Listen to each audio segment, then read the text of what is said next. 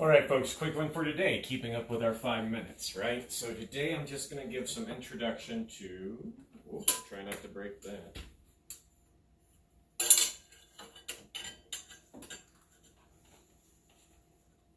Secondaries.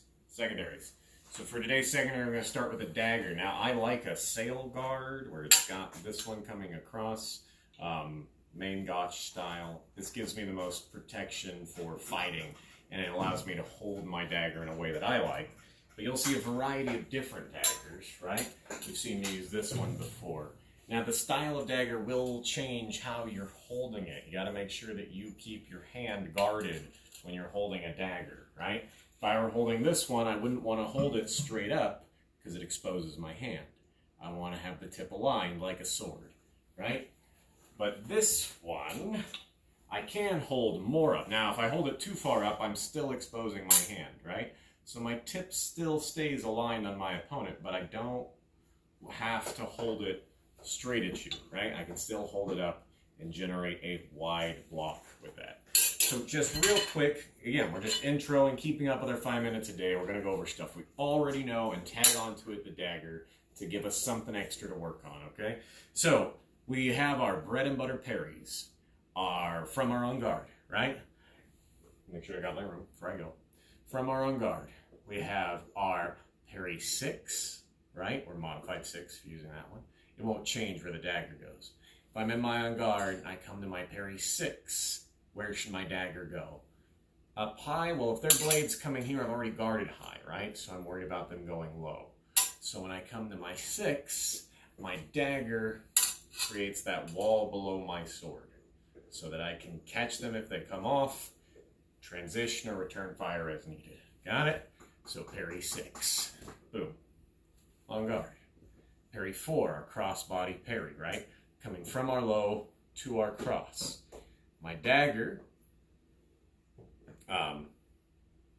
so if I've gathered them high, putting my dagger on top high, same problem with the 6, right? Don't need to do that. So if I gather them high, my dagger will come low. So again, coming to that 4, crossing it up, gathering with that 4, bring my dagger into a low wall. So we've got 6, we've got 4, let's get 5, 7, and we'll just do a couple drills with that, keep ourselves going for our days, okay? On guard. So we've got 6, we've got 4, let's do 5. Now 5, your dagger gets a bit of an option, right?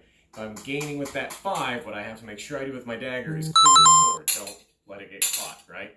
So when you do your parry 5, just clear your sword so I can catch either a shot that I missed or return fire as necessary.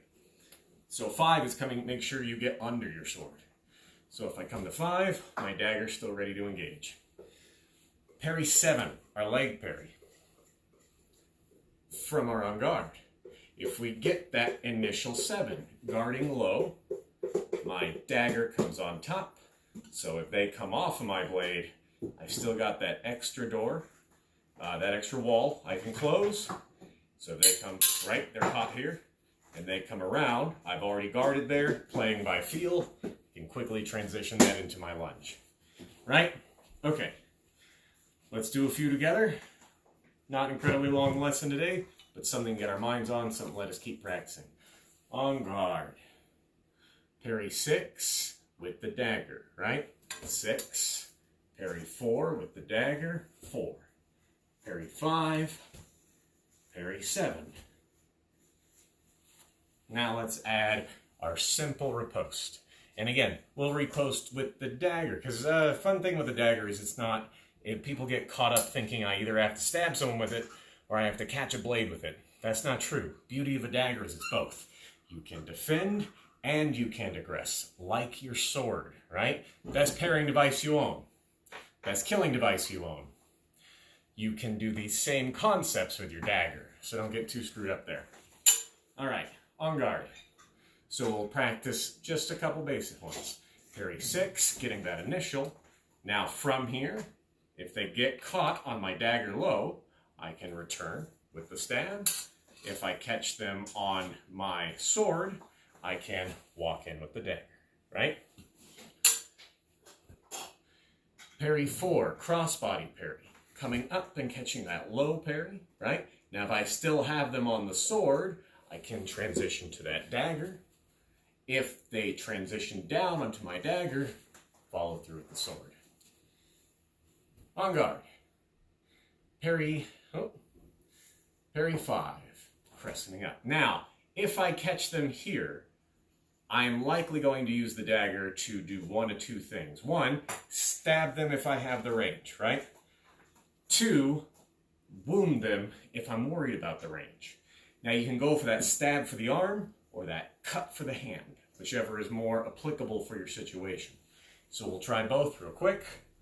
On guard, parry 5, stab. On guard, parry 5, cut. Or cut, either side, depending on how your opponent's hand and blade is positioned, right? All right, on guard, parry 7. So, parry 7, getting that initial parry, right? Now, if they stay on my sword, again, I can maintain that lock, coming in for the stab. If they break from my sword and get caught on my dagger, 7, now I can maintain the dagger, transition the blade for a stab. So let's do them again. 7, stuck on my sword, right? Come back with the dagger. 7, stuck on my dagger, come back with the sword. So we've done all of them out of sync. Now we're going to walk them all together. Hopefully I don't trip while I'm doing this. On guard. Parry 6, counter, on guard. Parry 4, counter, on guard. Parry 5, counter, on guard. Parry 7, counter, on guard. Okay, just something to work on, something to keep your muscles going and keep your mind in that same sword fighting mindset, right? And you can, if you're limited on space, you just want to practice the hands, let's say you're stuck not being able to move back and forth, you can still do that, right? 6, 4, 5, 7, 6, 5, 4, 7, 4, 5, 6. Walk yourself through, right? Again, adding that half step back is my recommendation always because it builds a better habit. But working on something is always better than working on nothing. Never insult yourself for doing something less than you intended because you did more than someone who did nothing. Okay, that's our quick one for today. Keep up with it. Hopefully I'll see you guys tomorrow.